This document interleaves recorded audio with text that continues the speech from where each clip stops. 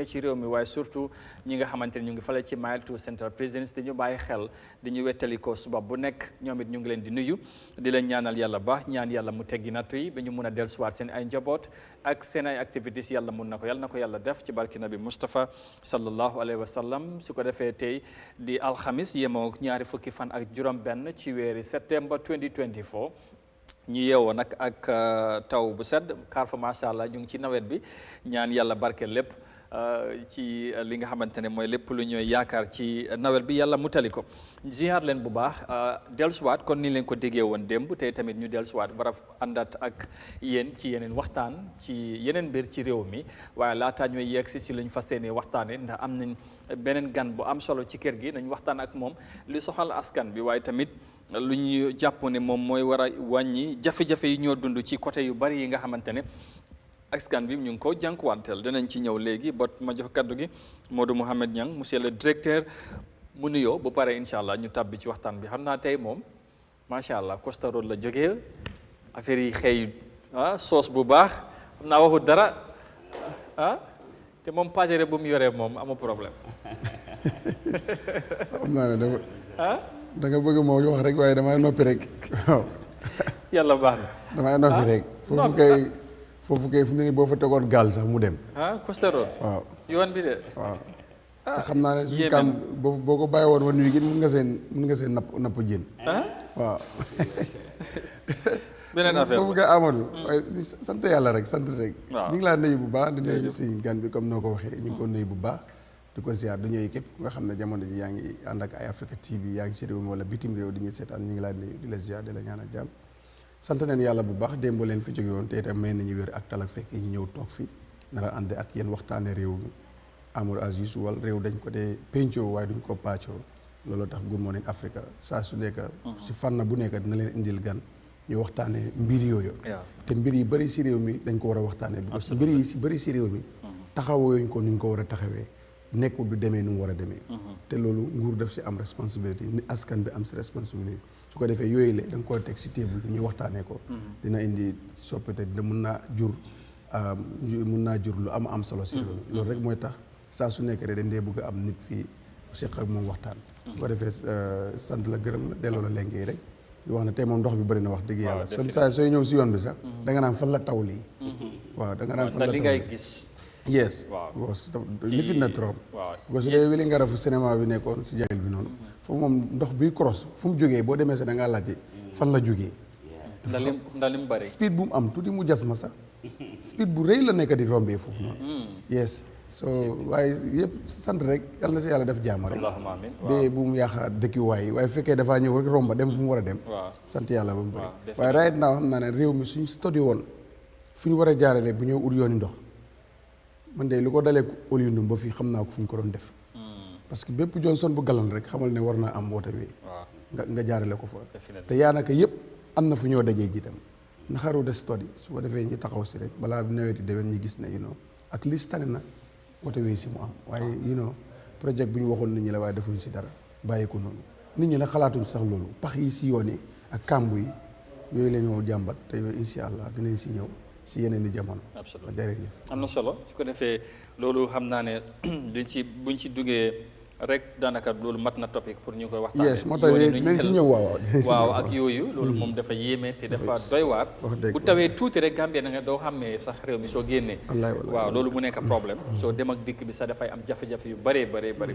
definitely su ko defee loolu du ñàkk danañ ci ñëwaat ci yeneen jëmmi jamono gën ko waxtaanee démba buñ fee jógee waxtaanee leen. lu am solo bu ñu fi jigee am nañ feedback ci ñu bëree bëri rafetlu jotaay bi démba nu mu demee ak yeneen programmes waaye surtout nag ci wàllu mbay mi waxtaan nañ ci bu baax ndax loolu dafa soxal waa réew mi li nga xamante ne mooy nu ñoo fexe ba nit ñi am lu ñoo dundee te loolu dafa yaatu mbay boo ko ne agriculture dafa yaatu moo tax te tamit ñu fas yéene continuer ci boobu pàcc ndalu yaatu na ñu invite ki nga xamante ne dafay yëngu ci wàllu cashew production ci réew mi jaay ak jënd waaye tamit dem seet sax fu ñu koy bayee ci réew mi naka la waaye Gambien nu ngi ko doon jëfandikoo démb ak tey mooy jamono ji wuutee na am na ci ay jafe-jafe bugg nañ koo waxtaanee ak moom mi nga xamante ne diila bu mag la ci secteur boobu incha allah dana ci indi leeral ci biir waxtaan bi ci lu yaatu du ñàkk tamit yéen ñuy seetaan bu ci xejee ngeen mun a bokk ak ñun jotaay bi surtout yéen ñu nga xamante ne da ngeen di faral di seetaan programme bi si fu ne ci réew mi waaye surtout ñu nekk ci up country bi jaajëfal ko bu baax tey suñ gan ci jotaay bi mooy Mr Lamin Barrow nekk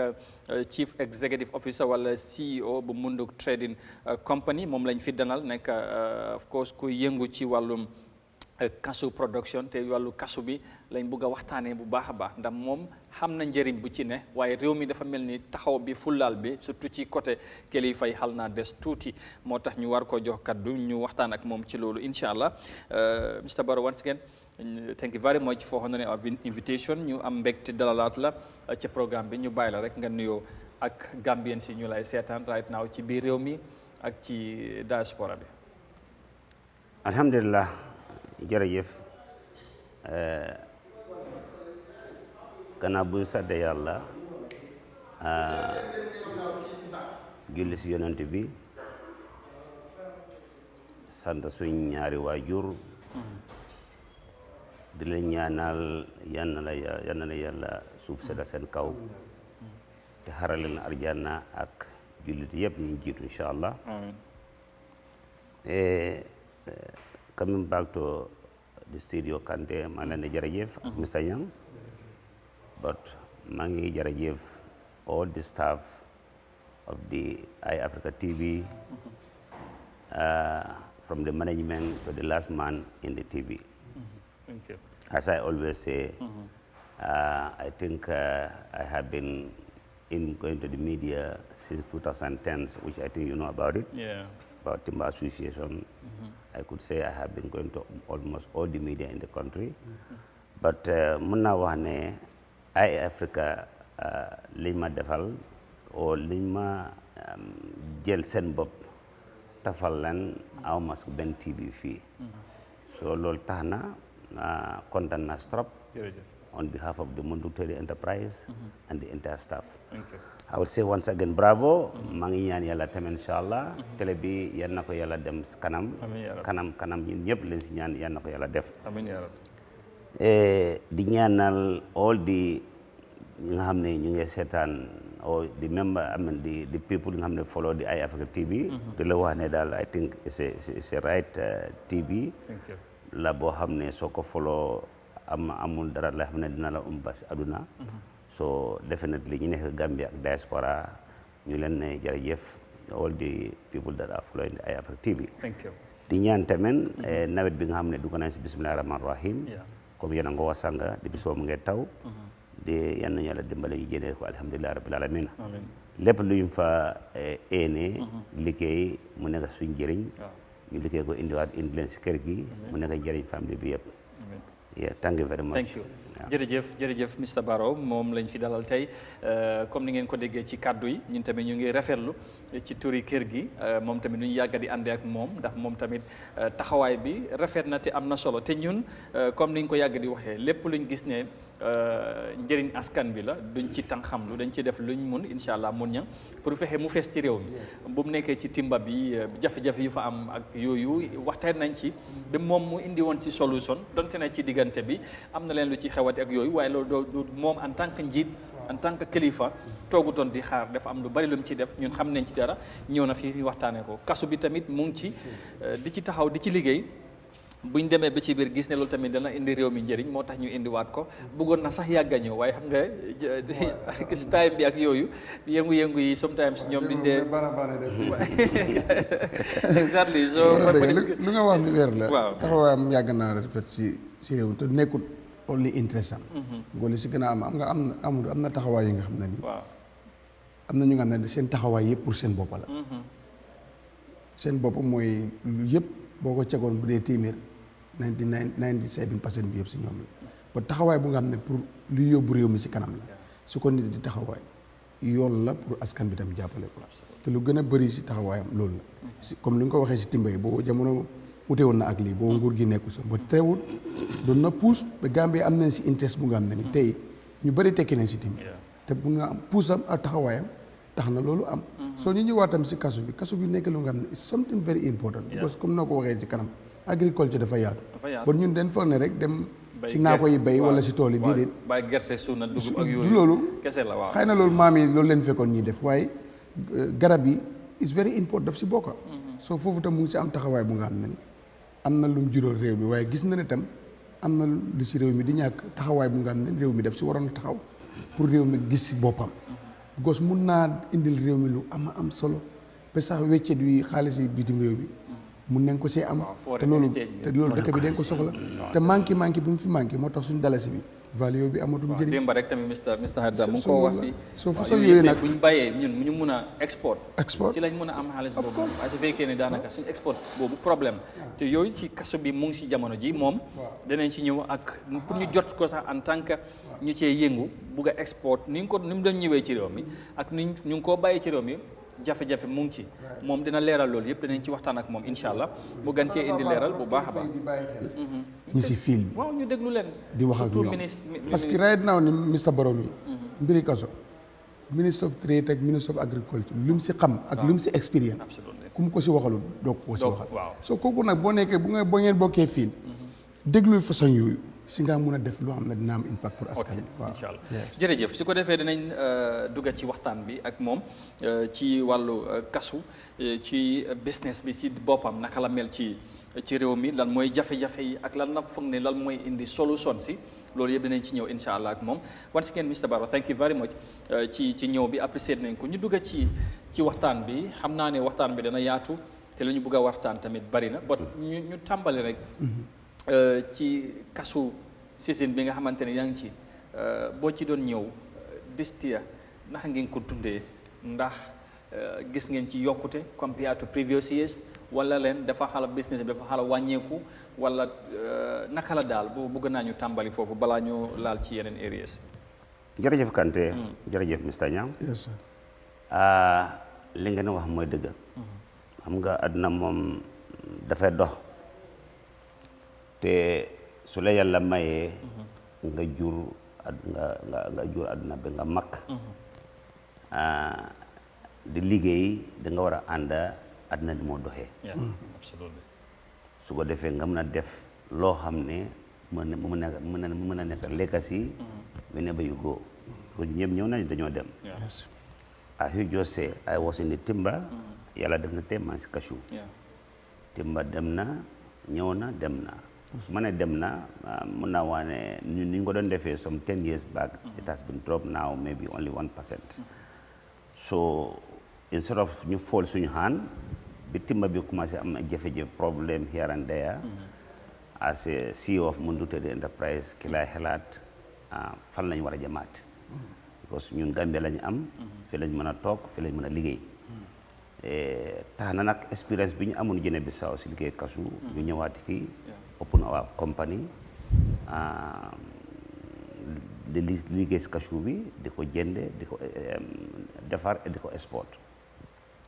Yes, coming back to your questions, last year or this year 2023-2024 cashew season was a little bit difficult. Okay. Because what happened, number one problem was that the production has dropped. But that's worldwide. Okay. Because cashew juruñu ni wara juré last year, not only cashew, even the mangoes, all the trees are dropped. Yaakaar naa loolu problème taw bi la woon last year. Okay. Tax na not only Gambia but the whole sub-regions, all the country production dropped to 50%. 50%. Okay. So loolu tax na the price has to go up. Yeah, certainly. The buying price go up, export price also go up.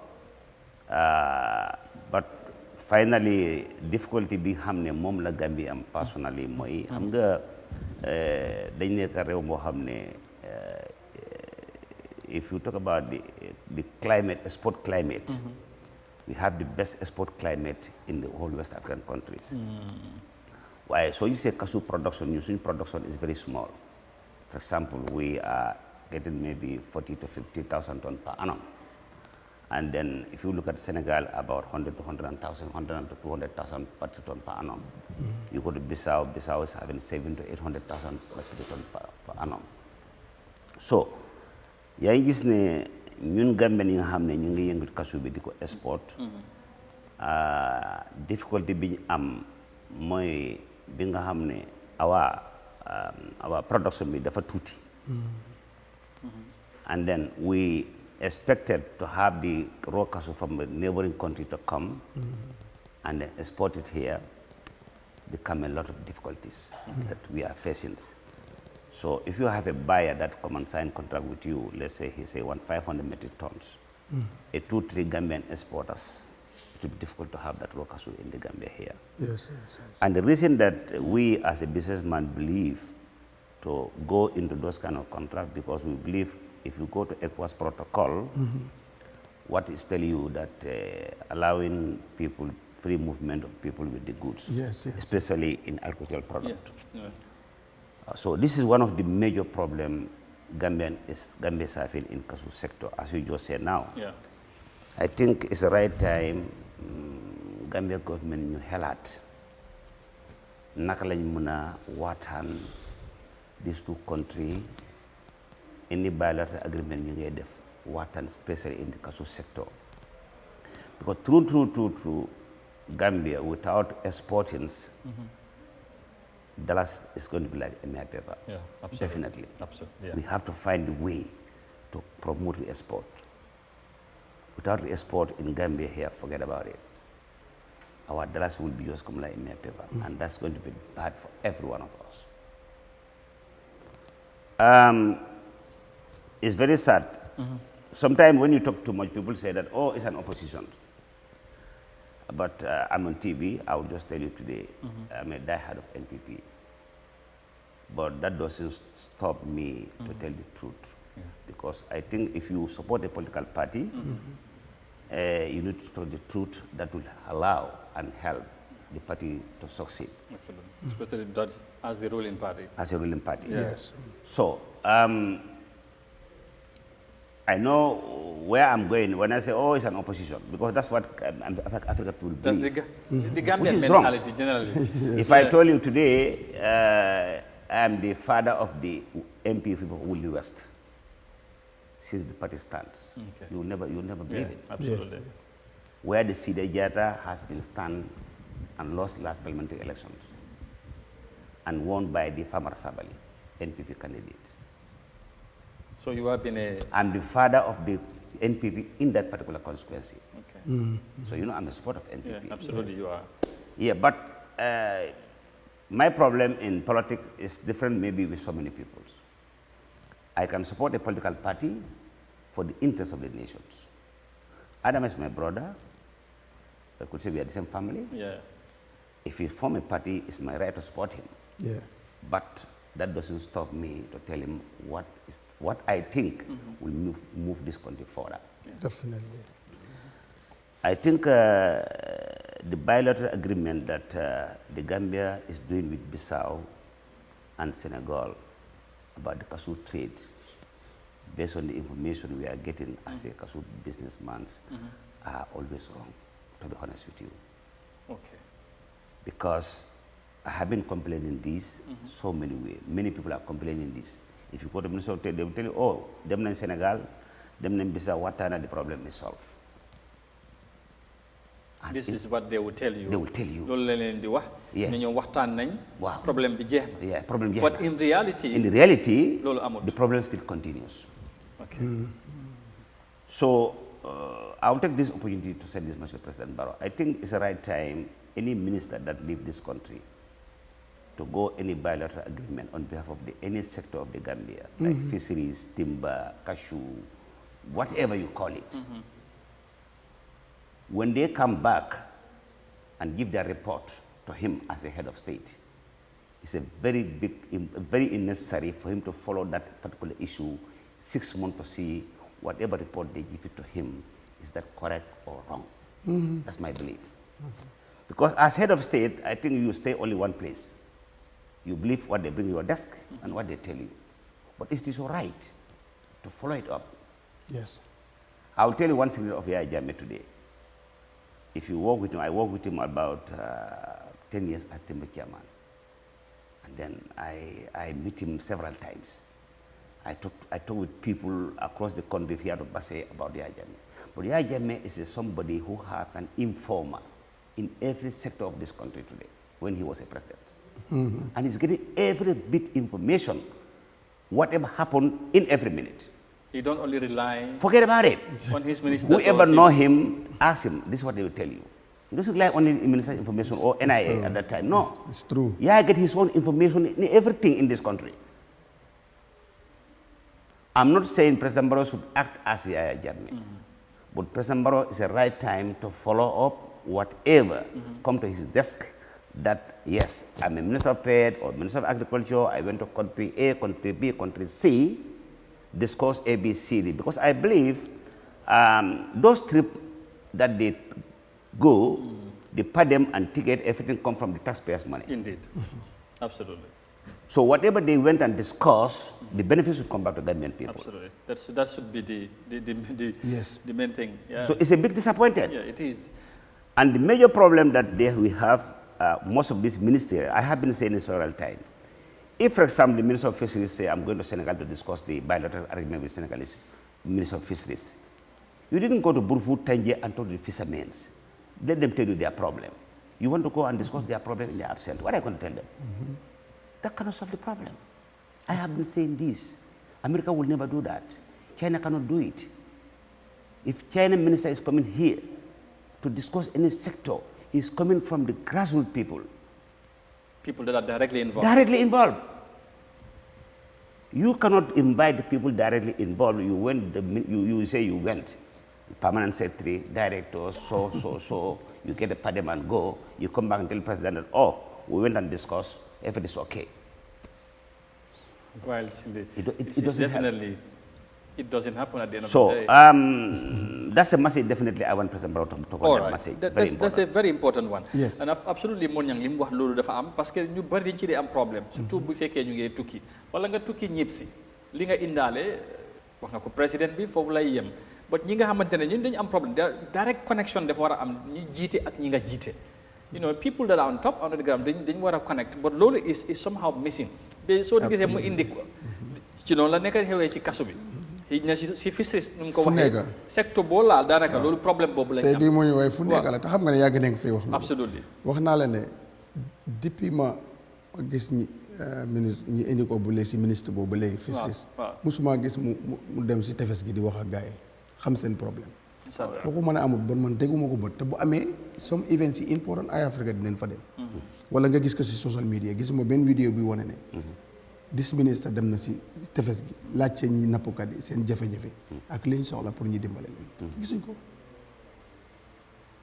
mosuma ko gis kooku nag léegi nii ñaata association ñoo nekk si nappa ëpp na ñaar ñu si bëri wax naa ak seen jiiti pare naan pour waxtaan ak ñoom ba dia face difficulty yu nekk suñ la ko waxoon te ñooñu ñoo waroon a toog ak ministre bi mu xam moo def ak ñoom soo bëggee dimbale nga dimbale moo tax lu mu wax Mr Barrow lu mu wax that is the true dem nañ seeti président bi jébbal ko wax naa la seen make up documents yooyu naka la yooyu ñuy yóbbu président bi xam naa seen permanent secretary si ay technocrate leen dañ ko binda ba mu rafet tegal ko président bi for 20 boat si ndoo wax ne dañ ko bëgg a indi pour dimbal support président bi lu mu leen wax gaaw leen si ba léegi dégguloo fu ñu wax ne ñëw na soo yow balaa ngaa yóbbul président bi li nga wax ne loolu nga def bay ko si dig leneen soo waaye not nga xaar ba loolu pare soo den dee làmbatu make up seen yooyu dem yóbbul waaye soo si réel soo dépendé si loolu always da ngaa fail moo tax ma bëgg koo laaj comme moom te noonu de Amadou noonu si ministre of agriculture noonu si ministre of transport maanaam diñ dee jege seen njaboot xam seen problème yi njaboot xam li ñoo mën a yóbbu wax ba su tàngee yow recently bu ñu amoon problème si nu mu tuddaati border bi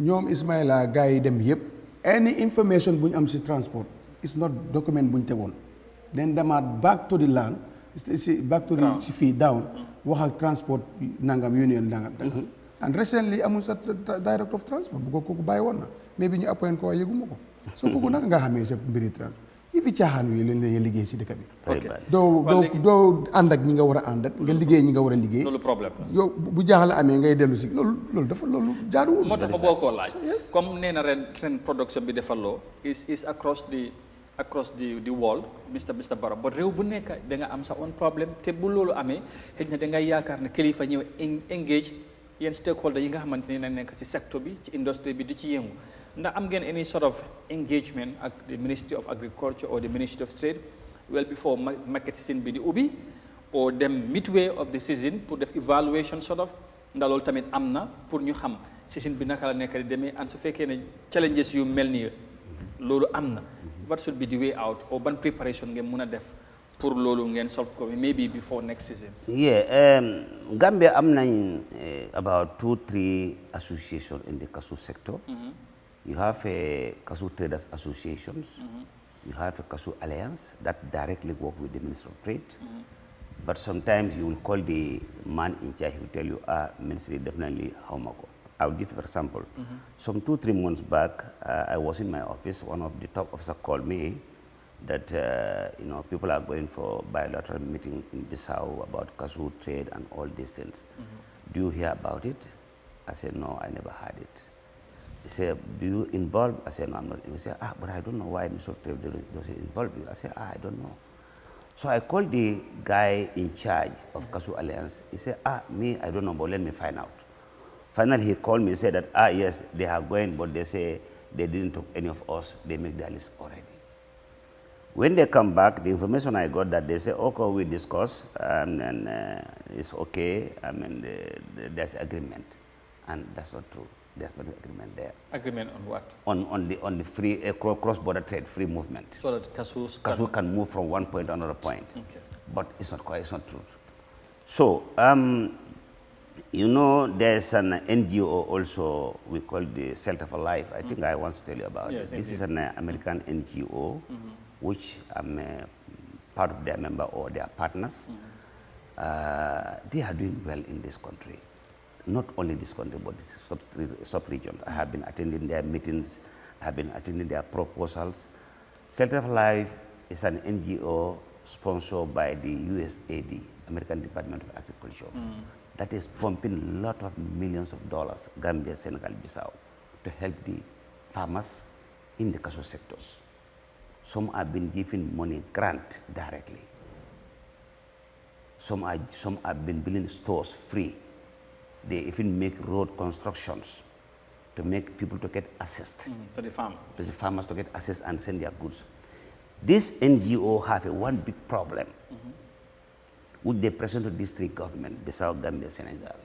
We came here to invest our money to help the cashew sector. Especially the low income earners. But what problem we have found out is affecting the people in that sector, that the barriers you have put in the boundary for cashew not to move. The change, sort of. Yes, the change. Allow cashew businessmen, if you want to export your cashew in Senegal, you export it there. If you want to transport to Gambia to go and export it, you want to export it there. Because it doesn't make sense. Bissau say our cashew cannot go to Senegal, cannot go to Bissau, and we all know the export condition of Bissau doesn't help the people of Bissau. If you go to Bissau today, you find more than 100,000 of tons lying down in the stores, which belong to the Bissau peoples. And they vote for a government that should look for their affairs. A government said the cashew cannot go out because we wanted to export here. And you don't bring any conducive environment in the port that cashew can go. Yeah, that could help them. If one vessel comes to Bissau today, will stay next 3-4 months before another vessel came. Which investor will go and invest your money in Bissau and wait for, you want to export 500 tons, every month you will export only 10 containers. You cannot do it. That's why cashew are lying down there. Senegal, as I say, last 3-4 years, they also say all our cashew have to be exported in Senegal. Nobody should take cashew from Sigansor and take it to Gambia. In Sigansor, we know the condition there. The port is very small. Only small vessels can come there. But conditionally, they block cashew not to come to Gambia. And Gambia have a bigger... Gambia have big port. You can bring today and export today because the environment is very good. There's no delay. You can bring and export today.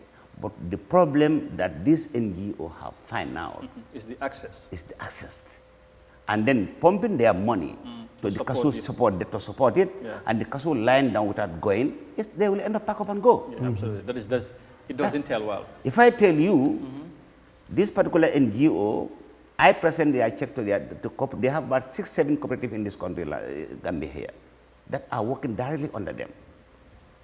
Last year, I presented a check in dollars, not dollars, free grant to all those cooperatives. The minimum amount that cooperative receive is $6,000, smallest amount. If that NGO present these three government, look, can you lift the ban for the cashew sector to allow people to move with their cashew wherever they want to sell it, so that the cashew will not stay in their hand until next seasons?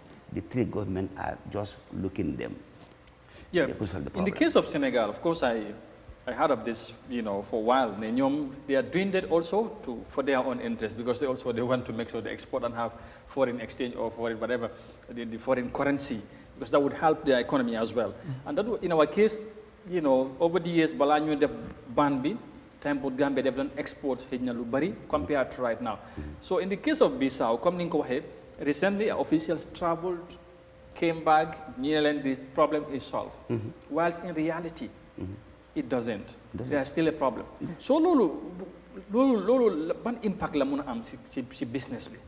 Su ko mo yoko ci tam ne am na ñetti association yu fi nek wala company. Ndax ñetti yoy yep ministry bi buñ doon dem andu ci ak ken. Lolu la explain fi. Nobody has been invited among so lolu la wax mané bu dem ñon dañ dem ñepp ci ñu ne len kuñ ci lim dégg régler nañ problème té mom xam na def nañ seen communication perhaps find out ne lolu it's not I'm fine me I'm still bringing cashews up to now. I'm bringing cashews up to now, but it's come in a different way. You cannot come in a highway. You are not allowed to come the highway. The problem here is, I think the three governments, Gambia, Senegal, Bissau, definitely need to listen to the Shelter for Life. Shelter for Life, the way they came with their money to help these three countries, or the cashew farmers in these three countries, if true, our government listen to them very well. These are not Gambian, they are Americans. Yeah. They only see that cashew sector is something that can definitely help our economics. It's an avenue. And also can create employment. Employment, absolutely. It can create employment opportunities. So this help of the government. So if they are telling you that this is what is killing the sector, you need to do something about it. But when they go, they say, okay, no, we'll solve the problem, we'll go there, but end of the day, will not do it. If you look at, I think I have some of the list here with what they did in the Gambia, just to brief you. Yeah. If you look at the road construction that they make in the Gambia, from Faraba to Duasu, they make almost 8 kilometers, free, constructed by this. Just to support the farmers. Support the farmers, okay? If you live from the first Njakasoi to the Jamangel, also another 7 kilometers. It's done by this NGO. Okay? The stores that they build, free. They build store to the Kerjata, about 400 cubic meters store. They build in Kerjata. Okay. And then Tanje constructed another 1,440 cubic meter store for them. Okay. And then Fonyi Bintang, also they build about 720 cubic meter store for them. If you look at the Sanyang rehabilitation that they built, their store Sanyang, Ndofan, I don't know what Jamangen, they make all rehabilitation all these stores. Wow. The idea is to support the farmers over there so that they can have where to store their cashews, yes, and also transport it to the selling point. The road the area that they don't have a good road, they pick their money and build road for them. If that come to you as a government, tell you that, okay, the three government, that this particular sector, we are pumping our money, A, B, C, D is the problem. Can you discuss and solve the problem? And the only problem is that they should follow the ECOWAS protocol. Bissau, Senegal, nobody denying that they should do export. We agree, because they want to do export and gain foreign currency. I agree, but there's not to ban that Kante cannot take his council to Gambia. Yeah. They should allow you to go take especially from Bissau. Yeah. If they should say, okay, Kante, you want to export here, fine. If you want to go to Gambia, this is the tax you will pay, take your council to Gambia. You pay and bring it. But not to go means you are now breaking the ECOWAS protocol. So this is what the Gambia need to engage this government. Now, sometimes if you look at there's nothing that Gambia banned to go out of this country, either Senegal or Bissau. They are all free to go. But in the other way around? But in the other way around, we cannot do it. If you go to the Djibouti border at Djibouti border, you find maybe 30 trucks loaded with different goods at the border here now, Djibouti. You find minimum 15 big trucks that carry more than 50 metric tons that carry different goods heading to Guinea-Bissau and Senegal and Guinea-Conakry. So, if we cannot get the same thing from them, then there is a problem. and we call ourselves, we are all part of ECOWAS, what that mean? There's a problem. That's a problem. Yes. There is a problem. So this is what have to be solved. So what do you think our government could do to remedy No, that? I will say what President Barros could do. Or not, well, the president is the head of the government. So. Yeah, I mean, because when you say the government, Yes. That's why I said the President Barros need to stand with feet and follow the ministers, whatever they tell him to follow it up. Yeah. That's the reality. That's the reality.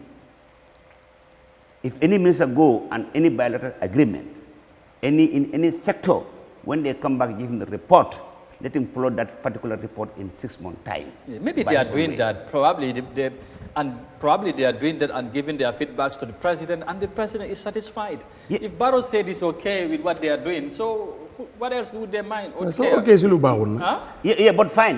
Su baaxul na. loolu laa lay wax but su Yeah. président bi moom mun nañ ñëw ñu indi ko ñu jox ko document bi nga xamante ni if you go through it nga feel ne ok comme ni nga ko wax. Yeah. Recently jëm nañ Bissau according to nu mu ko waxee. Yeah. They came back mooy leen président bi réglé nañ situation bi. Yeah. And somebody as a dealer knows that's not the case. Waaw, so naka la président bi waroon a def mooy fexe. ba tey ku mel ni Mr Barrow nga déglu ku mel ni comme moom engage ko. waaw loolu moo but that's amul not happening. loolu moo tax mu wax loolu moo So, amul. lii mooy problème. Man, I personally met one time Minister of Trade. Waaw. I explained all the situation. I met the The chairman current of minister or the former? I think the current minister Juve. Yeah. I met him once in not in the I went there for other issue, Yeah. but finally when we discussed, I briefed him exactly. He told me that he even told me, I think we need to engage you in the ministry here to help us. Absolutely. So that is it. But the problem, I don't even need that kind of support, that kind of work. But what I want is that the president to understand is very sad. The delegations that always go bilateral agreement on behalf of the Gambian people. I'm not talking because they might think, or maybe it doesn't have cashew, that's why I'm saying that. I'm not talking only cashew area, Yeah. but in all the sectors. In any other sector. The money that they took and go for that meetings are from the taxpayers' money. So definitely whatever they discussed, the President Barrow should make sure that that benefit come back to Gambians. That discussion that they made there, the result, Gambians see themselves on get result. Yeah. If he follow it up, doesn't see, that minister should call back and tell him why and how. Yeah. The Because Gambian. I am seeing now Gambians are suffering ABC. Number two, either he himself had to go and meet the two presidents, discuss with them reality. This cross-border trade that they are putting bounds, Senegal can export, Bissau can export. But it is not even in interest of Bissau people, allowing cashew to lie down in Bissau from March to November. You cannot export it because there's no vessels. All right, let me ask you this one, Chairman. I wanted to wait until later, but I feel, what is the problem? Why do we need or we should rely on cashew coming from Senegal or Bissau? Is it that we are not producing enough in this country? And if that's Very good question. and if that is yes, That is why I bring Shelter for Life. yeah, That is why I said the government should listen to Shelter for Life. If you go to Nyome, this year they have sent more than 7,000 seedlings distributed among the farmers in Nyome. This NGO. I'll give them a call them and invite them here. Center for Life. Shelter for Life. They distributed seedlings to the farmers to plant the cashews. okay, But the problem is, I think Mr. Young just said, what happened here is that the sectors that can kill poverty in this country, the sector that can bring can create employment, government are not putting their attention in those sectors. And cashew is one of them today. Cashew sector, if definitely Gambia government can come in and help farmers to plant more, produce more cashews, definitely it will help our economy. And then it will create employment. and it appears not many of our farmers know the benefit that is in the cashew industry, Because and that needs awareness. Awareness, very good. Public awareness. Yeah, yes. that's why the government has to come in play. First, they need to tell our people, especially the farmers, you should not only rely on the old same farming system. That only 3 months of rainy season you go and farm, and then, and then that's it until next year again. So cashew could be another avenue for our farmers. But if that message is not propagated or well communicated to the farmers, and it's a problem. So I think fofu nguur gi am nañ ci role, and the Ministry of Agriculture again have to be mentioned in this case. The Center for Life is communicating both Ministry of Agriculture and Ministry of Trade. And Trade. And what you are saying exactly are telling them all this. You need to sensitize, you need to help, you need to do A, B, C, D. We are doing B, we are doing C, we are doing A. So you as a government also need to come and do A, B, C, D so that cashew production can reach that level. Because if Gambia if we can get 200,000-300,000 ton production in this country, we have done. We have enough. We have enough. But highest our production per annum is more than 40,000-50,000 ton per annum. That's too at the moment. Absolutely, because I think if Bissau are keeping their own, Senegal is keeping their own. So the idea should be, what can we do to make sure also we also increase our production? This is why, so that we can all have enough, or at least boast what we export. This is why Celta have produced a lot of seedlings for the new maize and compost this year. Okay. And it's by their own, their own money. Their staff, they went to distribute and they follow it up, how they plant it. The staff leave from their office here and go and visit and see how they are doing it. Sometimes, government is very sad. You will say, okay, fine, we give this to this particular area to do this. You don't make follow-up. And Celta is not doing that. They will give seedlings, they will tell you to plant it, and then when you plant it, this particular time, you move it to go and replace. So they are following up day by day. How progress you are going. So this is what they are doing in Senegal, this is what they are doing in Gambia, this is what they are doing in Guinea-Bissau. But I had a meeting with their PRO, one of the PRO, their public relations officer, a Gambian that based in their office in Sigasor, making me to understand that we are engaging the district government in the cashew sector, but the answer we are getting are always negative. It's very sad. It's very sad. Somebody that comes with his millions of dollars, they are helping the farmers. They are giving loan to the traders. They are giving loan to the processors. All this from their own money to help you to kill the poverty and to create employment. You as a government lagging behind, you doesn't help them. No. What does it mean? Definitely. So at the end of the day, they will tell you that the A, B, C, D is the problem. If you don't solve it, they'll pack and go. Yes. And you go back to square one. Which will be. So definitely, I will definitely appeal to head of state also to find out that NGO. Let him talk to the Minister of Agriculture. So you believe it's only the president who can solve that, despite having ministers, directors, all in all departments? My problem is here now. I'm not trying to challenge the ministers, but I'm putting everything to him because he's my brother. I have nothing to hide to him, but he have to open his eye, and then look at some of the sectors, go directly in, and see how the problem can be solved. The agriculture is a backbone of this country. Indeed. Definitely. Either you like it, that's the truth. So if you have a sector that helping that agriculture, I think the government should come in with full force. And partner with them. And support. Yeah, support indeed. Definitely. As well. So if President Barrow heard about the Center for Life, please let him find out what are they doing in the Gambia. All right. If he doesn't heard about it, let him contact the Minister of Agriculture. He will tell him what is Center for Life. All right. Moo ñaan dégg nga jafe-jafe yi ci secteur bi xam naa dinañ ci gën a taxaw tuuti after ñëw nag ci njëriñ bu ci nekk tey lan bénéfice ñoo nekk ci mbayam cashew loolu ci amande na ci ñëw ak ñan ñoo ci war a mën a bénéfice parce que léegoo-léeg dama day dem ci office am wala mu dem wala su ma wax ak moom moo ne mu ngi ci li nga xamante si store si soo da nga fay gis ay jigéen ñu ngi toog di liggéey nga dem leen fa sax exactly di fayeeku ak zone yeneen tamit indi nañ ko fi so loolu lan nga foog ne tey suñ nguur comme mu ngi wax moo jàpp la ne président bi moom moo war a taxaw waaye tey nga am ñaari ministère ñu sakka mbir Ministry of Agriculture mbay mi ak Ministry of Trade ñoom ñoo ci waroon a taxaw ànd ak ñoom ñi ci nekk pour loolu mu doon jafe-jafe te wax na ne tey bu fekkee ne mbiri wàññi li nga xamante ne mooy unemployment bu ñoo jàmbat ci réew mi mbay mi solution la te agriculture ni moo ne is a backbone of our economy but also am na sa agriculture ñu koy wax ne is agriculture is life mooy suñ dund. bu loolu baaxul rek problème la.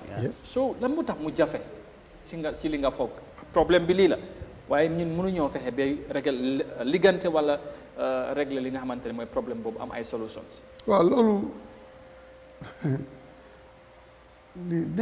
nekkul tey leen nekk di discours problème yi ak lu tax mu jafe li tax mu jafe bokk na si ñàkk a def li nga war a def. kum nekk responsabilité am defu ko first li tax mu jafe first gis nga ko how kan ngay dem tukki di discours something loo xam ne espace yooyu yaa ngi leen bàyyi gannaaw.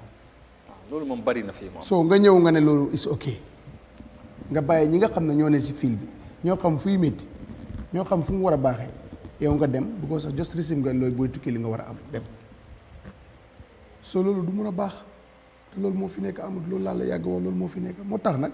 lu moo direct ci président ay activité im bu ko ñu ko war a def bu ñu ko deful nga direct ci ndey mbind mi moom mu nga xam ne ni moom moo fa teg noonu wan ko ne nag bu fekkee ne leen ko indil ci ay documents ci ay agreement yi nga xam ne gars yi mi wax ne ne lii leen agré daanaka tri moo si nekk liy tane tuuti ba yeneen yëpp doxul gus mun loo waxtaanee mbiri mbay nga dem bàyyi fi baykat ku xam mbay mi dem rek yéen ngeen dem waxtaanee ko du sotti te balaa doon dem Bissau mu ngi laa wax ne mu ngi mun na ko indi ba léegi bot du mun a jaar si highway bi koo xam ne difficulté yi fi nekk te as far as government mun naa comprendre mun naa waxtaanee lii parce que ECOWAS protocole bi mu ngi fa nga see jaaree ngeen waxtaanee ko te loolu dafa war a jëm ba nga àggale message boobu si ECOWAS because of your interest kaso bu moo mu ngi tëdd Bissau su doon Gambia dem na bu yàgg konoon nag réew mi def si bénéfice. te léegi Gambian businessman bu fi nekk. waaw am xaalis bi mun a dem jëndi. mun a dem jëndi ko indi. mun ngaa jënd ba pare waaye yow pour nga indi ko. waaw problème li ngay dëj sax xëj na te yow da nga du la ko jaral. right. you can even endorse your money. exactly so loolu. mooy problème bi so lu tax loolu. yow te loolu nguur moo ci war a mën a taxaw. te waxuma ne su ECOWAS protocole amutoon sax yow just your interest. war na la jaral nga dem wuti loolu dem maanaam neexali kooku pour yow nga am si because of your interest. waaye am nga foo wéeru ECOWAS protocole mu ngi fa nga dem ba ECOWAS te yow Gambie réew bu ko gën a respect ECOWAS protocole amut. wallaahi defe naa parce que mu ngi laa wax nii boo fa demee boo des boo fa demee trop yaa ngi génnee bagage di dem ne. waaye Gambie moom pour moom benn bu fekkee téeméeri troc ñu ngi fay jógee ñaata troc mooy dugg si from Gambie dafa respect protocole ECOWAS protocole bi. daf ko over respect. ba réew yi ñu ko séqal ñoom dañuy seef Bissau mun naay nangu. ba Sénégal dañoo bañ sax pour nga jëlee timba agreement bi amu foo nga xam ne mun nga koo jëlee fële ne le sa xaw a xamoon na si dara forest bale escorte la ba nga agsi bii ba ñoom lu taxoon ñu nangu sénégalais yi bu ko soog liñ si doon am si custom bi waaw ok fan naa ministre li ma dafa am benn man li ma believe waaw suñ ministre si sénégalais ministre yi and Bissau ministre yi suñ demee spécial in the cashew sector dañ leen dee nax aw jiifewu gisin kasu bi day jógee Mali def day ñëw direct Gambia fi Gambia troc booloo Mali def day ñëw directly you know why because suñ ko defaree suñ ko loodee dana am all the complete documents certificate of origins customs pass avant blah blah blah he will get everything from Mali government and Sénégal they will not stop that waaye Bissau dañoo wax suñ government rakkale nañ ko ba pare su troc loodee Bissau nga bëgg a dem they will not give you all the necessary documents as we are doing in timber when we are doing domestic timber. When we get approved of domestic timber, all documents were completed from Bissau government. So if Bissau government can accept with the Gambia government that if Kante come to buy cashew, you have to give me certificate of origin, you have to give me ABC, all necessary document, that the Senegal will not hold it, because Bissau will escort it direct to the border with the document, their customs, and hand over to Senegalese customs.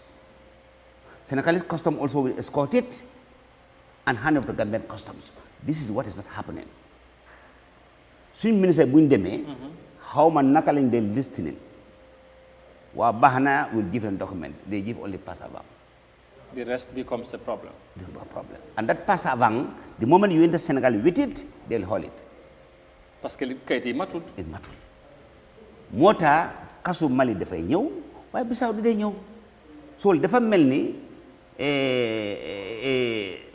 suñ jiit yi wala suñ ministre yi suñ tookee moo tax is important pour nga ñi nga xam ne secteur bi ñu wax la lan mooy problème bi what document do you need what you need me nobody can deceive me today cross border trade. I know what is the rules and regulations, what document you need from what country and which country. But if minister go tell them okay fine baax na moto bu ñëw rek dinañ ko jox document mu dem nga dem jënd kasu Bafata for example ñu ne waa demal douane poste bu nekk Bafata ñu ne waa ñu de passeport la jox nga sarse ñëw the moment you put your foot on Senegalese border they catch you. Now in Senegal also they are doing the same thing. Senegal, instead of to give you real document, you want to take your kasu to Gambia. No. They will tell you now, kasu bi, your body mangane daba jena kasu daba ko kaulak.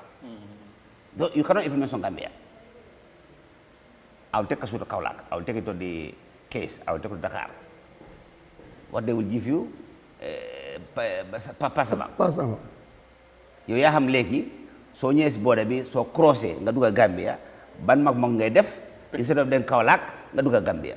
That's not the way. Yeah, absolutely. So let the three governments sit down. So lu am problem. Voilà. Yeah, absolutely. So li ma problem. Why? Ask anybody. Any truck that loaded cashew, even 100 tons from Mali, it come directly here. Nobody stop him. So Senegalese xam nañ how Bissau people are deceiving everybody, and they also deceiving people, so that they control the cashew will not go out. And as a businessman, getting cashews from Bissau and Senegal is more convenient, but let them feed Mali. That is it. Costly wise and other, you know. Yeah.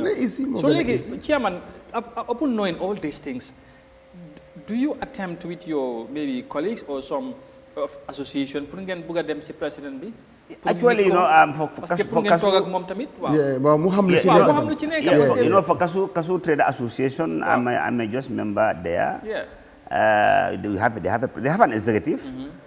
One Ilman Mane is the president, if I'm right. Cashew Alliance they have representative at the Ministry of Trade. Okay. Cashew Alliance, they have representative at the Ministry of Trade. So one, I forget the boy name. But okay, you know, and that's a job of executive. Yeah, they should have. They should engage the president. Yeah, but somebody like you know, who has a company and has been a key player in the industry for many years now, you know, and you have that connection with the ministers. Probably, if those at top are not doing that, you maybe suggest it to them or find a way. Na hangen muna meet a president. And I know. Sometimes minister facilitate ko du yom. I was one of the meeting when we met the Minister of Trade the year before last. All what we discussed there's nothing succeeded. Yeah, you see. To be honest with you. Problem before. It was I think we had a meeting with the Deputy Permanent Secretary. I think last year. Last year. But all the problem that we discussed, you know, how the foreigners come in here and there, how the cashew trade was supposed to go here and there, I don't see any good result out of it. So finally, I don't see any succeed that government is trying to do in terms of all the query that made by the Cashew Trade Association or Cashew Alliance. All right, maybe bala ñu move ci benen ci benefits ci njëriñ bu ci nekk pour tamit ñuy seetaan xam parce que ñu ngi ci nawet. nit yi ba léegi mun nañoo jëmbaat li nga xamante ne moom mooy kasu bi mun nañ koo ji. balaa taw bi di jeex loolu dinañ ci ñëw tey président chairman specifically boo ci doon li mais bi wax nañ jafe-jafe yu am ci export and import bi diggante réew bokk na ci problème but lan nga foog ne moo nekk di main issue ci secteur bi ci industrie bi kasu tey bu ko nguur gi réglé woon ñu wax leneen mais bi tey Gambia dina ci doon gën a gis boppam and then because loolu bëgg naa ñu gën cee gën a leeral wax nga some part of it mooy jëlee kasu mais bi ci biti indi ko ba bu fekkee loolu amut what else lañ mun a def ba mun a régler jafe-jafe yi ci industrie bi. ba xëj na dina gën a ñaax. askan bi ñu gën a soobu. ci kasu bayam kasu. That's the Minister of Agriculture. Wow. Minister of Trade. Chamber of Commerce. should work hand in hand, make sensitizations across nations. wax nit ñi naka lañ war a ji ay cashew especially ñu liggéey ak Celta for life. If Minister of Agriculture today, Minister of Trade, Chamber of Commerce invite Celta for life, tell them, okay, now ñun de dëgg gis nañ ne am nañ jafe-jafe pour indi cashew from Bissau. Am nañ jafe-jafe indi cashew from Sénégal. waaye bëgg nañ nag in next 3-4 years at least ñu reduce problème boobu up to 60 to 70%. naka lañ ko war a reducer nañ dimbalante ñu sensitize suñu pharmacie nañ dimbalante ñu fen seen tool yi. I know Celta for Life will come in if they take it seriously. Okay. If that can happen, I promise you, in next 10 years, Gambia can produce more than 200,000 of cashew per metric ton per annum. On a yearly basis. Definitely. So it means it will take us maybe a matter of 5 because cashew, if you plant cashew and you protect 3 years, it starts producing. 3 years. So plant it. Nga protect ko. Ñetti at. mu ñàkk a am safara. Because you know nga toppatoo ko ni mu ko war a toppatee. Animals and all these things. 3 years you start producing. So that's the only thing government need to focus. The agriculture, trade, Chamber of Commerce should work hand in hand with the NGO like Celta for Life to go and sensitize Gambian across. Now cashew is planted everywhere, even Woolly. My own region there. People are planting cashew everywhere, and they're producing. Last year, I bought almost about 7 tons from a village called Bantundi. I bought about 6 tons from Chamoy.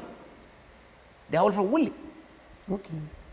So anywhere, you can plant cashew in the Gambia, but the sensitization is not there. And then, if the government cannot give money to the people, I'm 100% sure if the Celta for Life see the interest in the government helping them, definitely they will help a lot of farmers to plant cashew. Because already they know it, that it's the sector that can kill poverty. Because cashew is something that has a high demand in the world market today. Different from the peanut or maybe the how they call it. You know, we have our this thing was groundnut before, but groundnut when this these people they start to, producing oil from other source, then gradually the value of groundnut has dropped. Yes. But cashew is something that has a high demand in the world. You have China, America, India had major consumer of the cashew. Whatever is product we are producing, they cannot sustain for these 3 countries. There's a high need from if government of the Gambia, if the government definitely really want to help the Gambian farmers, I promise you in next 5 years, our problem will solve. So, and this, we expect the Ministry of Agriculture, like you said, and Ministry of Trade, to work together and collaborate, engage the right stakeholders, right stakeholders, you know, to make sure that you know there's a boost in terms of cashew production in this country. And the right stakeholder today in cashew sector, not only Gambia, is the Celta for Life. Okay, because they have been on the ground, they know, they involve the right people. Because so delay ak ñi xam. yaa ngi dem di gis di liggéey ak ñi nga xam ñoom ñoo nekk secteur. The NGO that bring in about $30-40 million to give grant to the peoples for the sector. They are interested. The NGO that bring $30-40 million distributed for these 3 countries to help the sector, to kill the poverty, to create employment. If government work with that NGO, what's going to happen? All right. War nañ work de. Wow. Bu 40 million or 40 million NGO pour dimbale sa baykat yi. Loolu. I distributed the check last year to 6 cooperatives in this country. I distributed the check. I hand over the check to the cooperative. And that's why last season, all their cooperative in the country, I bought their cashews. Because the idea is that they will give them money, grant free, those cooperatives, to prepare themselves, to get their cashew ready. And then you as a trader, if you become a partner with them, if they give you financial support, they will ask you to buy from their cooperative also. If the market price is $10, they will tell you, okay, buy from our cooperative $11 so that our people can get more money. So all this to encourage the farmers. Absolutely. But if the agriculture minister and the trade minister are behind, it's a problem. It's a problem. It's a problem. Now, loolu nag amul. Loolu mooy suñ problème nag. It's a problem. billaay gis nga lu mu laa wax nii. waaw loolu mooy suñ problème. Non, waaye mais maanaam ñu war a ànd dañ war a ànd am nga nguur foog am ministre yi yu liggéey together ñu mun a am mu sotti. Yeah. comme bu secteur bi trade agriculture moo war a jiitu. parce que moom mooy jëmbat mu ñor. Voilà. su ñoree jébbal trade. agriculture moom pare na si. foofu nag la baykat bi di jëriñoo. moo tax muy jëflante ak trade ak jaaykat bi. Thank you. su ñaari ministres yooyu mën nañoo soriwante waaye ñaari ministres dañ war a waxtaan si secteur bu nekk. bu ministres yi dugalante ne dee waxtaan ak njaboot gu ñu war a jëflante benn njaboot googu nekk si jàmm. xam nga su ko ñëpp defee mu daj. parce que ministres yi yëpp dañ seet luy jokkalante réew mi ak luy liggéey ci réew mi yëpp laan fële agriculture yëpp bu doxee rek réew mi dafa dox. waaye lii problème bi mooy ne ñi siy seetaan ñoo bari. wala bu ñoo dem di seeti mbir mu nga xam ne wala di doxali di mbir mu nga xam ne mooy doxal seen département ñi bàyyi seen lieutenant ni si gannaaw. léegi seetaan boobu laa bëgg a ñëw ak ministre Barrow lan moo ko waral ndax seetaan bi dañ koy seetaan parce que xam na ne intérêt moom moo bariwut ci kasu wala kasu bariwut bénéfice wala employment bu moo créer comme ni nga ko waxee am na waaye bariwut wala lan la wala am na njëriñ bi nga xamante ne mu ngi ci kasu secteur bi tey bu ci nguur gi defoon lu war xëy na Gambien si dinañ ci gën a gis seen bopp. parce que loolu tamit bëgg naa nga gën a koo leeral. ban interest ban benefit moo nekk ci kasu production ndax sax économie bi def si dee Gambian economy def si dee gis boppam. Yeah. Cashew is something that marketed with foreign currency. kon baax na. It's marketed, it's exported by foreign currency. You sell it in kilo or by tons, and it's always calculated in US dollars. Even if you are buying it in the No. Gambian money, Yeah, for we example. buy it with danasis Yes. or CFA, but when we are exporting it, we calculate it world market price with American dollars. And then when the money is coming, it's coming in dollars. Okay. A buyer that came from India or Vietnam today signed contract with you, you calculate a ton by dollars. And the money come by TT or by LC to your account, which is benefit to Gambia. That's number one. The money is coming in foreign currency. In this country? Into this country. It's coming in foreign currency into this country.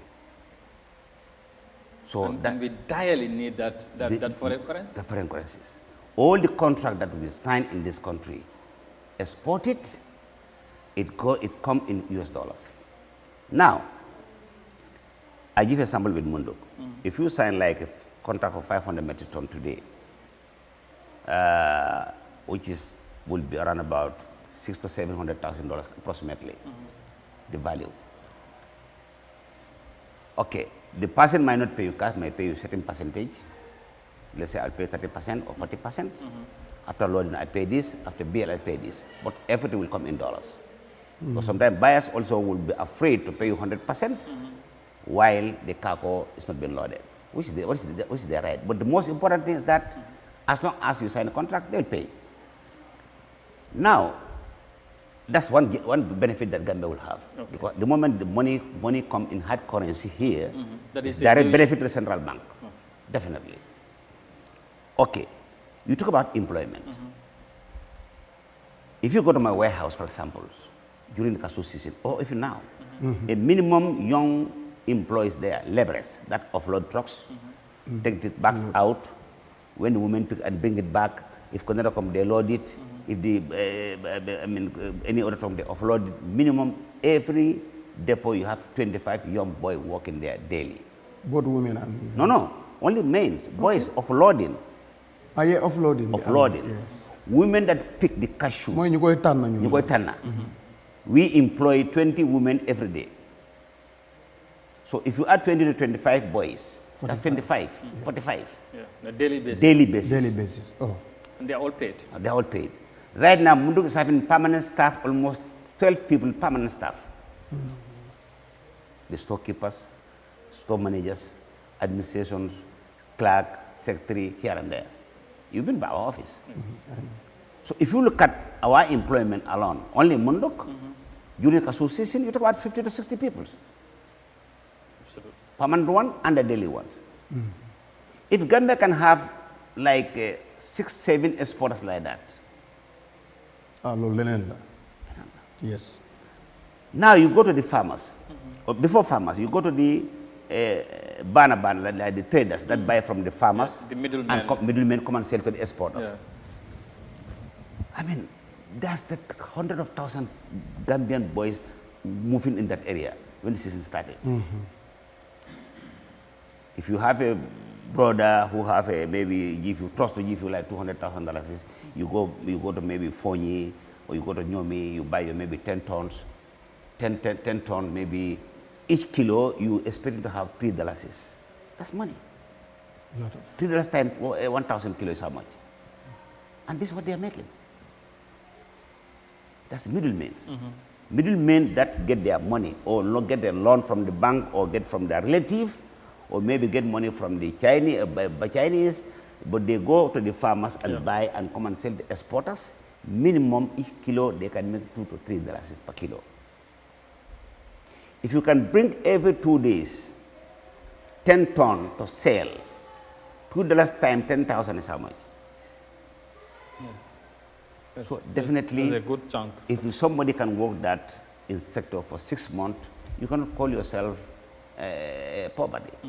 At least you will definitely solve most of your problems. So the sector, the sector is helping every area. The farmers that have their farms, like the corporate, you know, Celta have created 6 cooperative in the I think you have 3 in Fonyi, 2 in Nyomi, about 4 in Combos. Those farmers also will gather their cashews and then either sell it directly to the exporters or the bananas, like middlemen. And the moment it started, as long as we started, the price continued increasing.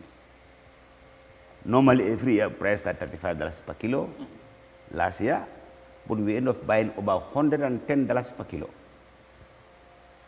Wow, 110 per kg. As I'm speaking to you now, minimum price is $75 per kg because cashew is not amul in Gambia. What be wala? No, cashew kilo 1 kilo. Fini. Wow. Right now, because of the shortage of the cashew. Cashew is lying down in Bissau. Cashew. The price still here is $75 per kilo right now. Raw cashew. And the best price for a kilo of granite is $35. $35. Sure.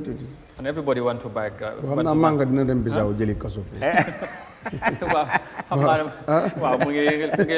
So this problem. So the benefit in the cashew can mun la ko lim. And man, I believe 100% definitely bu fekkee ne government mun na si jàppale in Gambia for Gambia because ñun yàlla may nañu loo xam ne suñ export condition is far better than most of the country in West Africa. Okay. And then most of the investors also feel free in Gambia more than any of the West African countries. Definitely. If Gambia can produce 200,000 tons of cashew, Senegal produce 400,000 cashew, the investor will stay in Gambia. So with the initiative South Africa is doing, as you said, ndax ñu mun nañ ci am yaakaar ne maybe with the kind of initiative and support bu ñoo def ci pharmacy mun na cee njort wala am ci njort bu rafet fii maybe in 2-3 years time maybe suñ production capacity bi mun naa yokk. Yeah, definitely. Especially nag bu fekkee ne government bi ñëw. Yeah, I said this year they have this with a lot of seedlings to Nyomis, and still they are following them.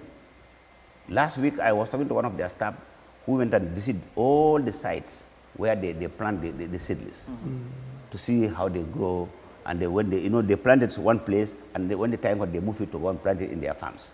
So every time they follow them. So I believe that Celta definitely, if they stay in next 5 years, that'll be difference.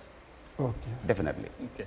Yeah. That is whether the government comes in or not. Yeah. Because what they are doing is already something positive. Monia, with all this benefit you highlight, njëriñ bi, even si economy bi, wax na foreign exchange bi, te loolu shortage bi rek problème lay indi suñ businessman yi pour ñu jëndi problème léegi nguur gi moom mooy intervene jàppale yenn businessman because amul léegi kasu bi daf ko mën a indi but with all that tey taxawaay bu ci nguur waroon a def defu ko ak yeneen njëriñ yi nga xamante ne lim na ko fii ba ci directly si farmer bi ak yeneen ñu ci nekk ñu cee benefit bari na but with all this ñun as a country we still lacking behind mu ngi ci gannaaw so you still wonder lan mooy suñ problème lan moo tax Gambia always ñun secteur boo laal ñu ci war a taxaw duñ ci taxaw pour régler problème yi ñu indi solution réew mi gën a gis boppam nit ñi yaa ngay jàmbat jafe-jafe waaw every other day loolu moo war a am waaye dafa mel ni ñu réew mi suñu interest lañ nekk di jiital thank you duñ dee jiital interest seetuñ réew mi koo fi jox place nag mun a ak looy wax ñu naan the interest of the nation du dëgg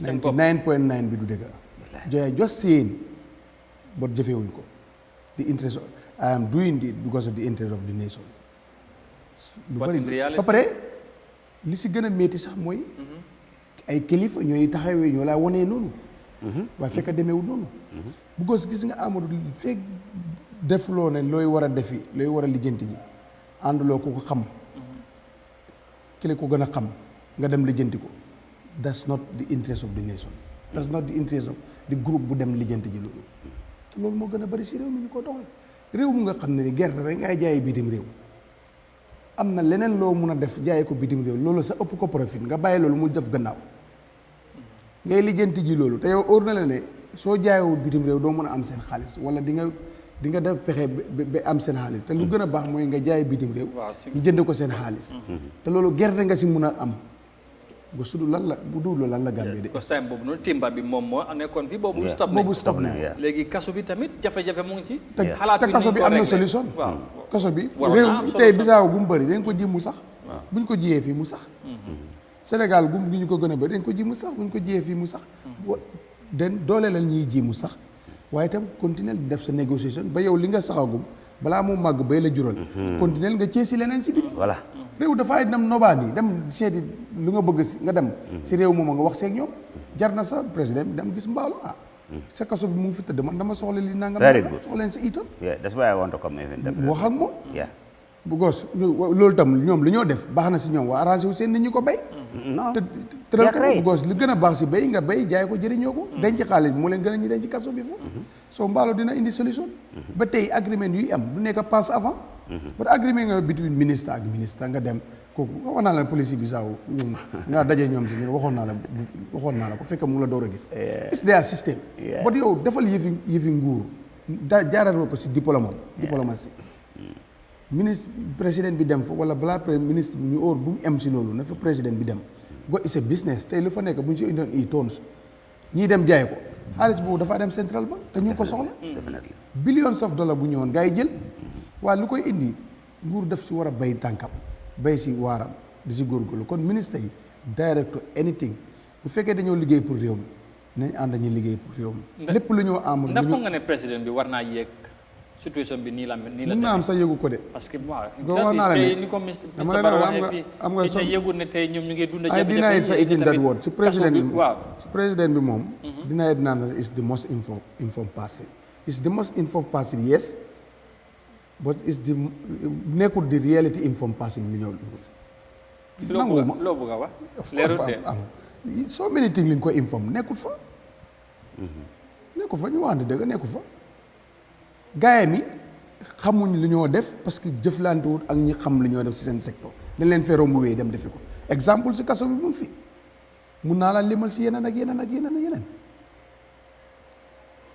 so loolu this is the problem li ko inform ak what is in the ground is different totally ñaata yoon la génn di seet ay mbir génn ñëw mer ana inform passing démba wala mu ñëw ñu waxloo ko li nga xamante ne waxloo ko lu nga xam ne pare mu ñëw ñu ne lu président bi so ana di most info passing démba kana démba amu doon inform boobu very sad waxuñ ko di reality that's the problem moo tax nag dafa war a change system am na fu mun a xamee di reality you have intelligence ndax xaar nga loolu ci président bi change system bi nga non yaakaaruma ko si because 7 years to 8 years nothing change yaakaaruma ko si parce que gisuma benn taxawaay buy ñëw change loolu still now lii am mooy am sa ministre bu nga xam ne lu nga ko dénk xamul si dara bu ko buggee xam si njaboot gu fekk jaaxlewut du dem si njaboot googu laajte leen lii moom nu mooy demee ak lii li ngeen si xam ak lu si ne waaw fekk problème amul si mu ngi toog lijjantiwu ñooñu boo ko buggee koom-koom buntam sax mais bi ñu ne la mu ngi mitin wala tukki na soo ñu continuer ci jàmbat bi rek ba yàlla ñëw ak mbiram du solution de man nangu ma ñu ko ne jàmbat dama bëgg man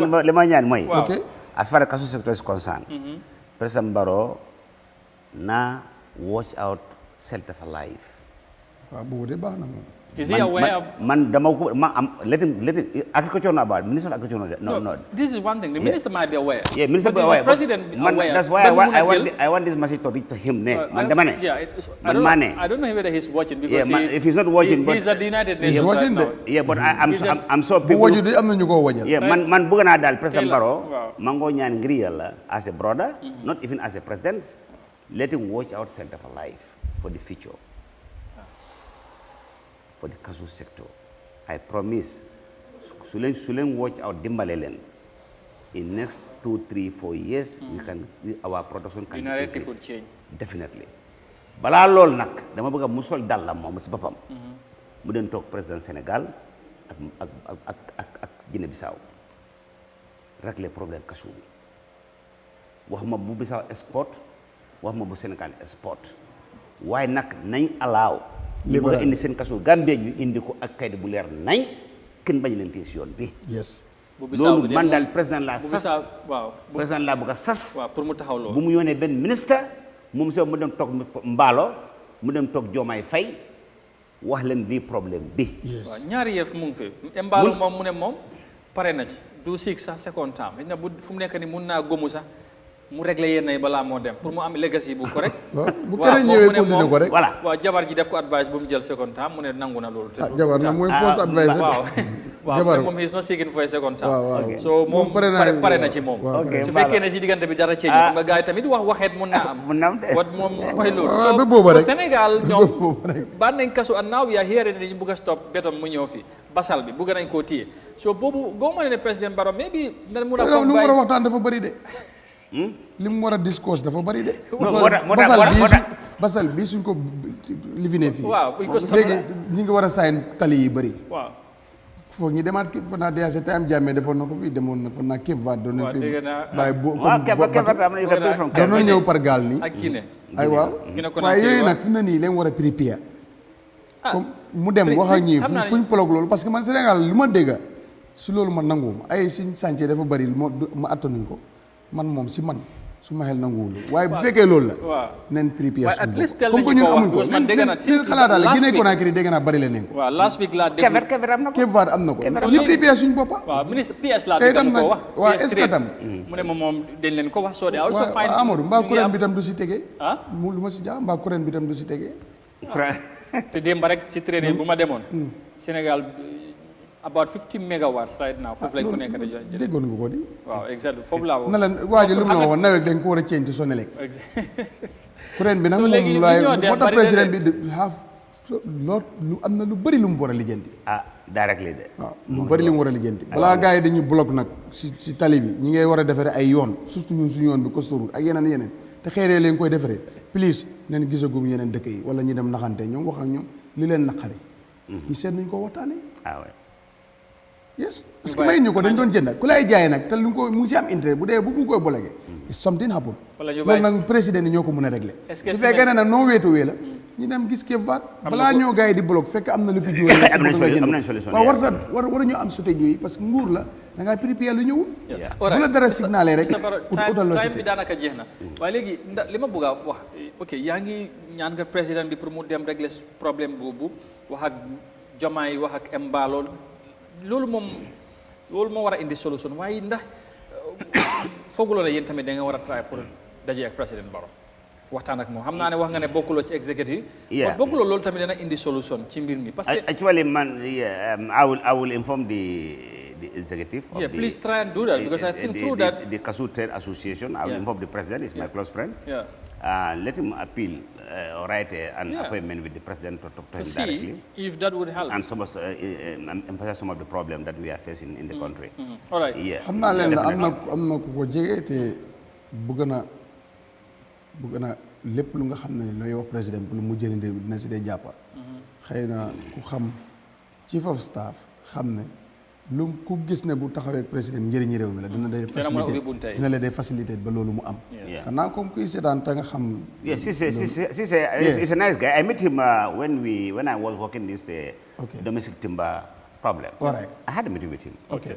Yeah, he's a nice guy, gentle guy, and it was very sensible meeting. Very well. Yeah, so I think he could help. Yeah. Ngeen mun a meet president bi and all that. I think that would really help. So on a final note, this year as the ci cashew season bi relatively ndax yéen gis ngeen seen bopp and as business dealers ak yooyu wala business ñu ci nekk and what are you looking forward to maybe in the next season ahead or next years ahead and lan ngeen xaar tamit pour nguur government ñëw in case dimbale leen pour ñu nga gis ne secteur bi gën nañ koo dooleel ci réew mi. Yeah, okay. As I said, season bi xam ne jóge nañ fa mooy 2023 2024. Yeah. Mun naa wax ne moom it was very bad season for most of the cashew traders. Okay. Because as I said, the product bi dafa wàññi trop. Price bi dafa seer ba dafa seer. Often not expensive. Tax tamit pour am ko c'est difficult. So it's a price bi ñen ñoo koy determine international market bi wala yéen dealers am ngeen ci initié. No. Parce que for the cocoa business trading bi especially in Ivory Coast, Ghana, there was some time last year dama ko déglu ci BBC, there was a contention between the farmers, the dealers and ñu koy jënda international market bi. The price bu ñoo fix farmers yi ñu ne ñoom duñ ci dee gis seen bopp. At some point they feel that they need to hold on their cocoa. Ba ñoom ñu bokka ci ñuy determine price bi. They have a say at least wala ñu yokkal lañ ba ñu mën a gis seen bopp. So loolu tamit xaw ma ndax ci kasu bi mu ngi si. wala loolu amul ci ñoom ñooy deewul. am nga cashew bi dafa because you know most of the cashew in West Africa here are all go for the processing in India and Vietnam. Okay. They buy raw cashew here, ship it to India and Vietnam where you have most of the processing machines. Then they will go and process it and then go to the world market. So world market price determined between India, Vietnam and the world market. Okay. Now buying raw cashew decided between here and India and Vietnam. Like the owner of the factories in India or the main buyers in India and Vietnam decide how much are they buying per ton for raw cashew. And that would reflect on here. And then you add the transport, labor cost, and then you know your ton price here and sell it. Okay. Now, what increased the price here, as I said, like for example, when we start like $40 per kilo, and then, as I said, most of the Indian and Vietnamese definitely prefer to come to Gambia here. So Gambia have an advantage? We have advantage. Right now in cashew, our cashew has the best quality in terms of Bissau and Senegal, because our trees are new trees. Gambia started producing just 10, 15 years back. Comme garab yi es leen. Garab yi es la waaw. Suñ garab yi es lañ. Moo tax seen doom bi daf dee baax. So Bissau boo demee da ngay gis benn garab boo xam ne about 30, 40 years la waaye bi tey ngay jur. Fa màggat. Loolu mooy différence bi. Benn Indians yi when they start from Ghana, Côte d'Ivoire, ko ñoom ñoo njëkk start. By January, February, you have Côte d'Ivoire, Ghana, Burkina Faso, they start already. But when you come March, all of them come to Gambia. Because they look at the Gambian quality bunda bobu, add to what they buy in other countries so that they get a very good quality at the processing machines. Yes. So that's one advantage. Second advantage is that you will find a buyer that buy, let's say, 100 ton in Côte d'Ivoire or Ghana. All right? By the time he finished shipping all those, when he came here, what he bought here will arrive in there before that one. You know why? Because the documentation and shipping is more easy and quicker here than any country. So that's an advantage. So the investors like to come to this country because of those advantages. Right. So the future is bright? Yeah. The future is bright if the government come in and help. But if we don't have a cashew, and you have like 10 investors that come and buy government cashew, within 1 month our cashew is finished. So lenn tam bëgg nga xam nga si tuuti because yaa nga wax ne demande bi dafa high kon dafa mel ni soxla nañ ko ñu mel ni India ak ñu woon mën nga ñëw xam nga expérience nga si tuuti li ñu siy defar si kaso. Kasu moom amul lépp yëpp njëriñ la. Kasu nothing is goes there. Even xoox bi is something. Kasu effort is money. Kasu su demee factory bi su dafa am boiler daf ko boil process ko xolli ko mu separate ko maybe 2 or 3 different categories gerte bi each category has price. Right now I think WD-40 the metric ton price will make about $7,000 to $8,000 the ton of cashew gerte bi. It's between $7,000 to $8,000. That's a lot of money. A lot of money. Yeah. Okay. All right. Now, we have a processing machine also in Gambia here. We have 2 processing machines.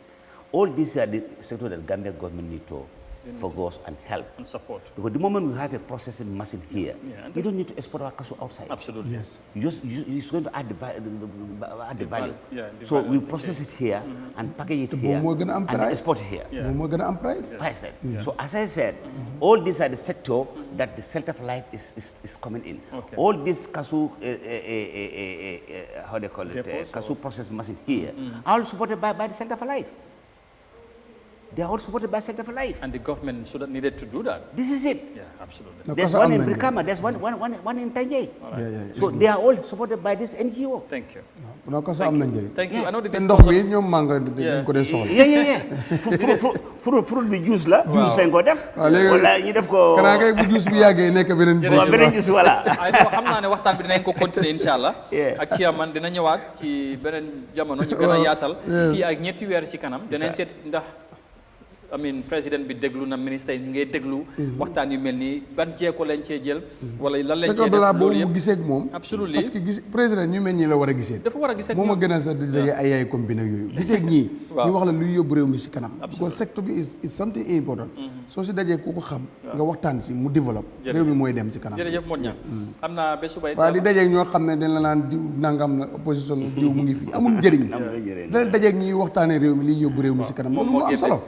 Chairman, thank you very much for coming. Okay. Appreciate nañ ko ba and I hopefully will get you next time. This time moom du yàgga da ngay fexe nga waaw time nga ñëwaat insha Allah. non léegi te ma ngi wàcce léegi balaa maybe January ñu dugg si affaire gerte bi. waaw dañ will be little bit free. insha Allah voilà Modou Niang ba suba insha Allah. waaw jaajëfal ko bu baax ak ñu doon seetaan di wax ne rek lii lu am solo la bu ñu xeeb lii li si nekk waxuma la nit ki waaye mun naay dundal réew mi te ñu bëri xamuñ ko soo na ko Gambien si xam dugg si am na àll yi nga xam ne nii bant yee rek a fa nekk te moom mun naa jaxasoo garab yooyu yëpp yooyu ñi ji ko fa rek soo bu ko léemee léem ko mun nañoo njëriñ ñetti at nga commencé di bénéfice loolu bariwul si garab bu nga xam ne joxoo ko mu lekk joxoo ko mu naan soo war nañ si dugg bu baax soo na si gars yi jàpp bu baax incha allah jërëjëf Modou Niang jaajëfalaat la bu baax ba ci taxawaay bi jàngat bi ak as always di gërëmaat suñu gan bi di Mr Lamin Barrow nekk CEO Munduk Trading Enterprise mu nekk ki nga xamante ne ci lu mooy yëngu ci wàllu business ci réew mi bari na waaye tey ci wàllu kasu lañ doon waxtaanee mu ngi cee yëngu xam na ne ci bari yàgg na ci waaye jàpp na ne tey jafe-jafe bari na waaye tamit ni ñu ko bayee ci réew mi néew na te kilifa war nañ cee gën a mun a taxaw mun leen dooleel ma fexe tamit Gambien si gën koo xam ak njëriñ bu ci ne bu boobaa ñu gën cee soobu bu baax a baax te loolu rek moom taxoon ñu indi ko ñu waxtaanee lu mel ni démb laal nañ ci mbay mi tey tamit laal nañ ndax mbay dafa yaatu nekkut ñun xëj na luñ tàmm di wax wala xam ci réew mi gerte dugub mbokk ak yooyu kese dafa yaatu ba ci wàllu napp bi yëpp ci wàllu agriculture la bokk incha allah suba danañ dellu subaat ci édition bu mujj ci week bi ak yeneen gan ci yeneen mbir comme ni nga ko yàgga di àndee ak yéen incha allah fii ci Eyeafrica TV waaye fii ak boobu rek ñaanal leen kendal ak jàmm di leen wax jërë ngeen jëfati ñu indoog jàmm ba suba incha allah bye bye.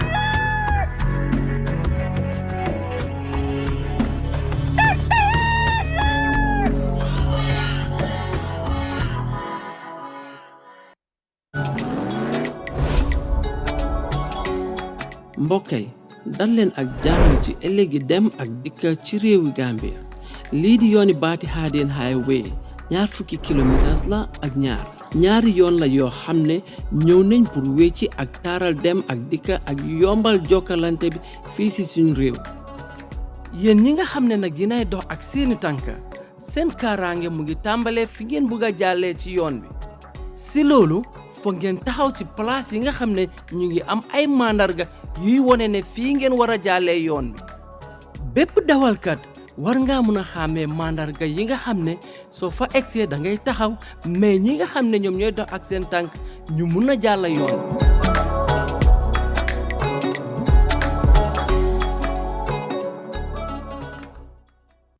ajjuma ñaar fukki fan ak juróom ñaar weerum september 2024 si juróom ñetti waxtu yi ci guddi fekk leen ñu si Sir Dawda Kairaba Jawara International Conference Center pour Masakunda your ministerial town hall kuy dalal gan yi di secretary to cabinet honorable Aliou Njie ki moo dalal di ministre bu sentu góor yi jigéen yi xale yi ak jëm kanam yi ñépp di honorable Fatou Kinte Mansakunda li ko tax a jóg mooy ñépp xam nu nguur gi di doxee ak nu ñoo doxalee kaay leen ngeen laaj ministre bi mu tontu leen ñu ngi oo ñépp surtout taskati xibaar yi ñëw leen ngeen laajte am tontu xew-xew bi nañ ko wone ci internet gi ak télévision yu gën a fes ci réew mi Mansakunda déglu ñépp